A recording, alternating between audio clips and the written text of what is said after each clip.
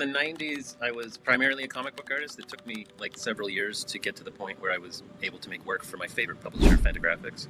After Press Tongue, like the one of the books that I'm promoting in Vignetas is a translation of a book that I did 31 years ago called Press Tongue.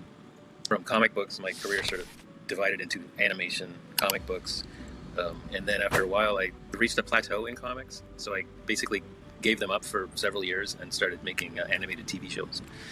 Finally, I've sort of come back to comics after all these years, so now I'm making a comic that I'm so happy about, Doghead, for a French publisher. I'm really like a parent with many children, and I sort of love them all, and they're all special to me in different ways. Like pencil doodles are one of my favorite things that I create because they're just so pure and simple.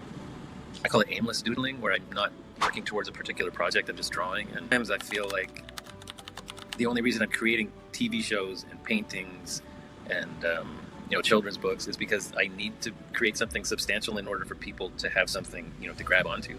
I think the most important piece of advice that I can give any artist, whether it's comics or painting or animation, writing, is to really just somehow figure out a way to enjoy the process, so that any kind of success or affirmation from outside influences is just going to be icing on the cake for you. And maybe you're going to be my age, like almost 60 years old, sitting in your studio with no success at all, but you're still enjoying that work, and it's like nurturing your soul and making you happy.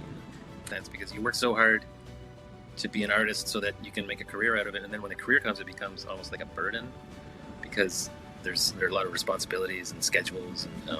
But I always try to find time in my schedule to be making work that's just completely aimless and just purely for experimentation and fun. Like the feeling of creating something that surprises me or makes me feel happy is like the most important thing to me.